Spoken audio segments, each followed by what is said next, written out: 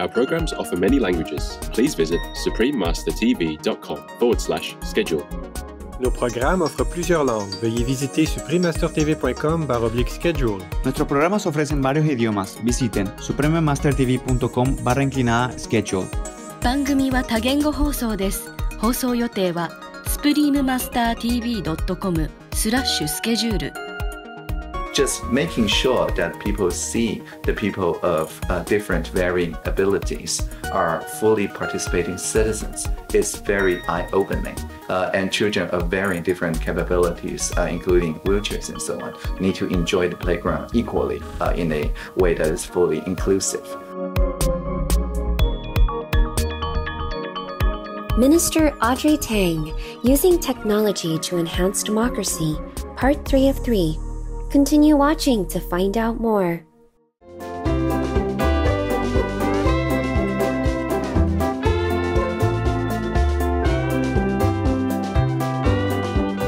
Aloha means hello in Hawaiian. I'm Kyo.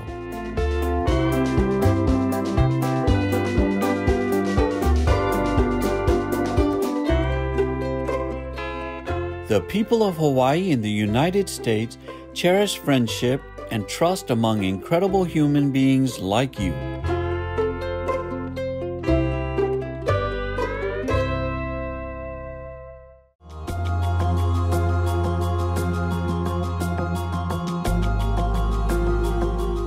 Pure-hearted viewers, welcome to the third and concluding episode of Using Technology to Enhance Democracy, featuring an interview with Minister Audrey Tang.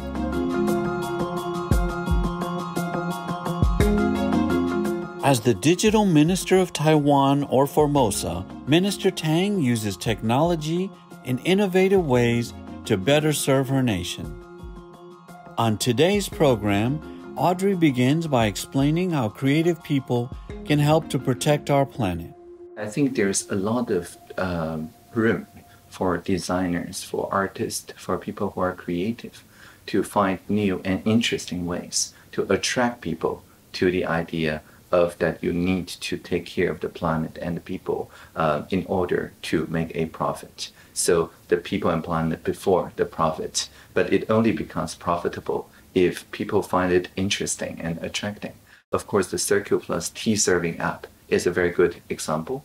And I also helped the crowdfunding campaign of Clay, which is a non-animal leather, but they make a bag that looks very much like a leather, but it does not pollute the environment nor do it harm the animal.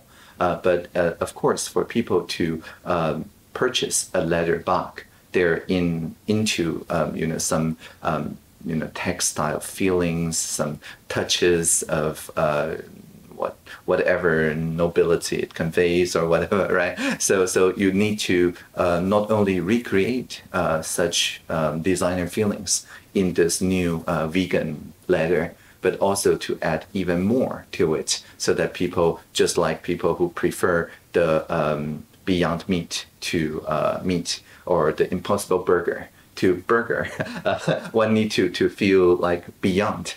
So not only that it need to taste good, it also need to taste in a way that seems futuristic, that you find this as something genuinely novel, something new, something that you will share with your friends in order for it to make into a widespread idea, not just people who are already vegan, but people who are not vegan would prefer, for example, the Impossible Burger, not because it's vegan, but because it tastes great, right?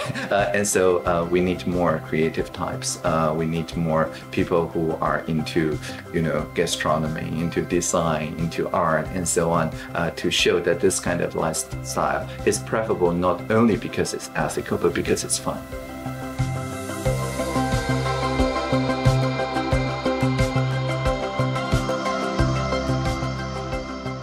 Ms. Tang believes that a calm, quiet mind is essential for living a creative and productive life. Audrey explains that one of the best methods for calming the mind is meditation. I practice Taoist meditation. I learned it when I was like 4 or 5 years old. So it's been with me as long as I remember. But most of my, colleagues have their own ways to meditate. Some with music and some with coffee, apparently. Some was making tea and things like that. And I think, or flowers and so on. So I think everyone has their own way to connect to the cosmos. And so I'm not prescribing any particular method, but I make sure that there's plenty of time and space for such endeavors. I make sure that there's plenty of quietness in the social innovation lab or in the closet bed room that I just went into right before this interview, right? So everybody can have some meditation or pause throughout the day. And I also emphasize that sleep is very important. So for the people who work with me, who do not, want to be interrupted on their off-work time, I do not bother them about work. And so if there is a work issue that needs to be resolved, but it's already 10 p.m. or something, instead of waking my colleagues up, I just handle that myself, right? So I think it's very important for people to have a full night's sleep in order to carefully integrate whatever we have learned in the daytime, so that by the time we wake up, we'll be a more holistic person. If we get interrupted all the time during the sleep, right before the sleep, and by alarm clock and so on, one would feel fragmented and therefore not that able to empathize or to take all the signs. Minister Tang and her team continue to search for ways to improve the lives not only of their own citizens, but of all the people in the world. Where do they get such new innovative ideas? So very soon we will have Asia Pacific Social Innovation Summit, or APSIS, and this is the first time that it went digital. So it allows us to connect to the Social Enterprise World Forum, which was going to take place in Nova Scotia, Canada, but now it's online. So we make sure that this is become a worldwide event. So what we want is to amplify through such digital means the best ideas and the best social innovations across the world. And we can then share the not really best practice, maybe better practices, and inspire a future where people, regardless of their generation or their ethnicity or their areas of study, they can all feel connected through the global goals into solving the problem together as a group, partnering for the common goals instead of just working with their own ideas and then canceling each other out.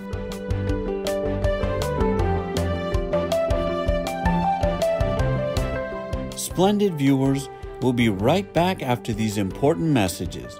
Please stay tuned to Supreme Master Television.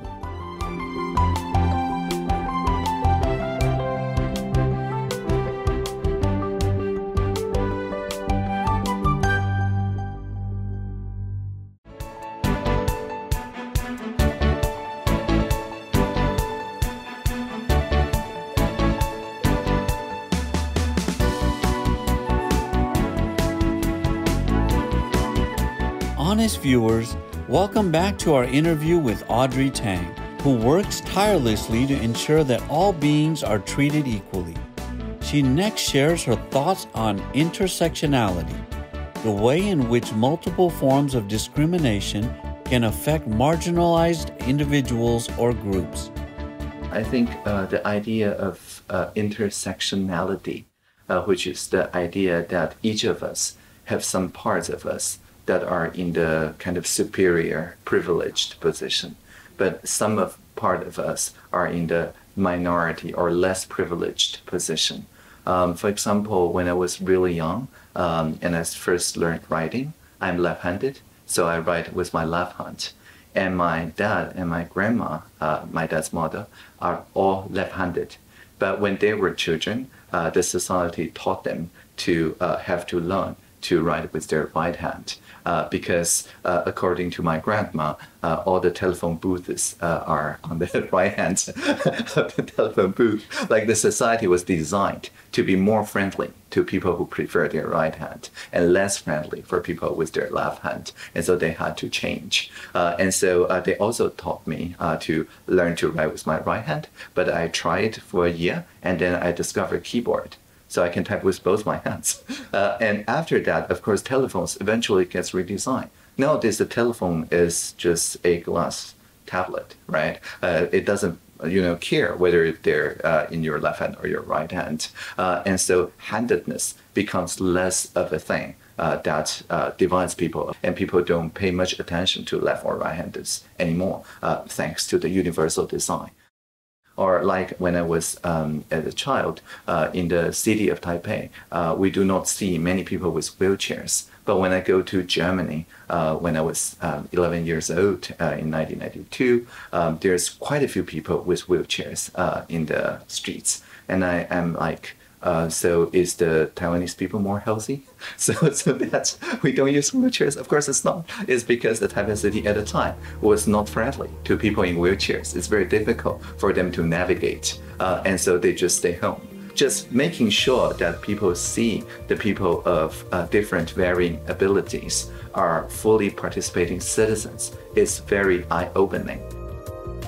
And nowadays we have quite a few parents in Taiwan are making sure that the playgrounds for children are designed with the children, for the children, by the children, and children of different capabilities, including wheelchairs and so on, need to enjoy the playground equally in a way that is fully inclusive. So this idea of inclusion, I think, is the main thing that brings us into the same idea of my vulnerability enables me to empathize with your vulnerability.